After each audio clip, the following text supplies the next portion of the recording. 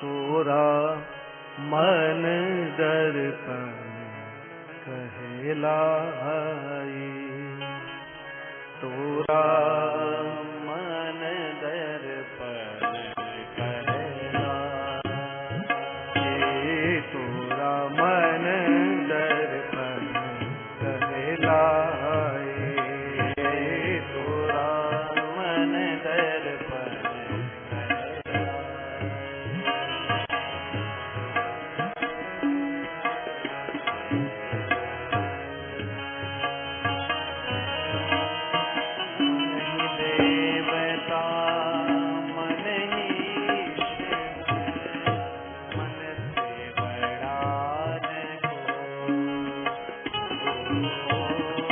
मन ही देवता मन ही ईश्वर, मन से बड़ा न हो।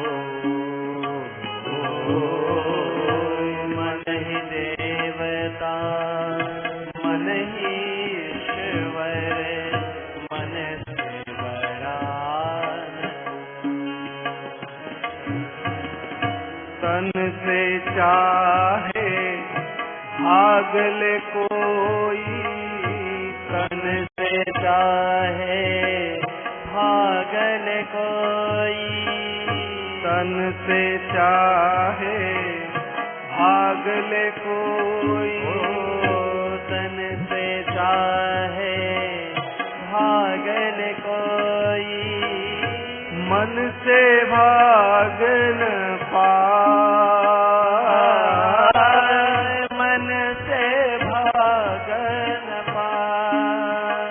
मन उजियारा जब जब पहले, मन उजियारा जब जब पहले, मन उजियारा जब जब पहले, मन उजियारा जब जब पहले, जग उजियारा हो।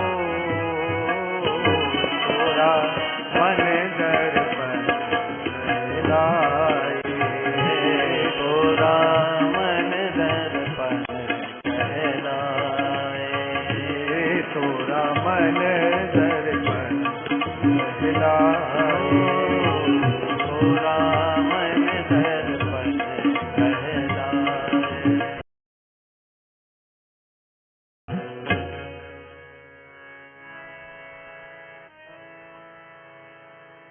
सुख की कलिया दुख के कांटे,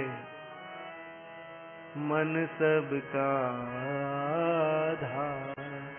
माणस सुखी छे, माणस सुखी छे, एनो आधार શું છે? તો કહે મન।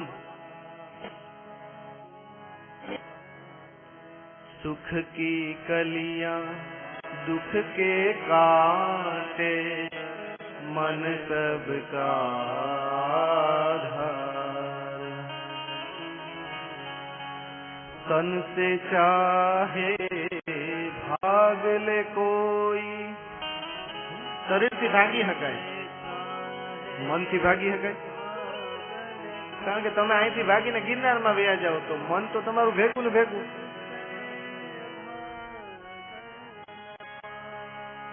તમે વાલિયા હો તોય તમારું મન તમારી હારે છે, અને તમે વાલ્મીકી હો તોય તમારું મન તો હારે જ છે।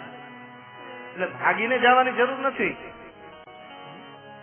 જાગી જવાની જરૂર છે। આપણા મનને જે મંદિર બનાવી લઈએ, એની અંદર પરમાત્માને બેસાડી લઈએ, એની અંદર દીવડો પેટાવીએ, એટલે સર્વત્ર ભાગવત જ ભાગવત છે। એટલે કાલે વાત કરી હતી, આ બધી વાતો તો વારંવાર સાંભળી છે, પણ છતાં એ કેવી પડે? શું કામ? તો કે હજી આપણે સૂતા છીએ, જાગવાનું તો બાકી છે। ભાગવતના મહાત્મ્યમાં સ્પષ્ટ લખ્યું છે કે ખાલી માયતમની કથા સાંભળી લે ને સારી રીતે તોય મોક્ષ મળી જાય। આખું ભાગવત સાંભળવાની જરૂર જ નથી।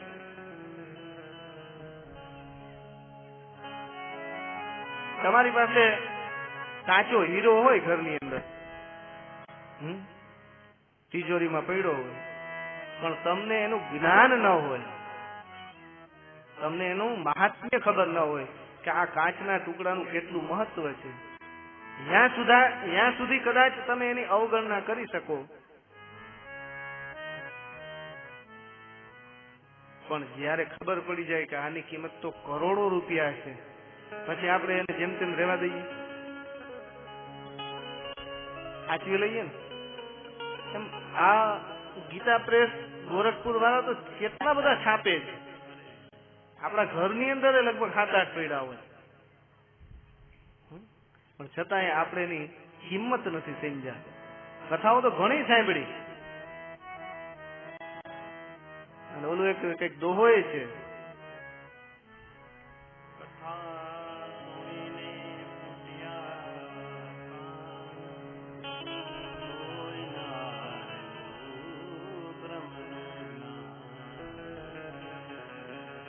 એક બાર કથા સુની કે પરીક્ષિત ભય પાર. રાજા પરીક્ષિતે કેટલી વાર સાંભળી,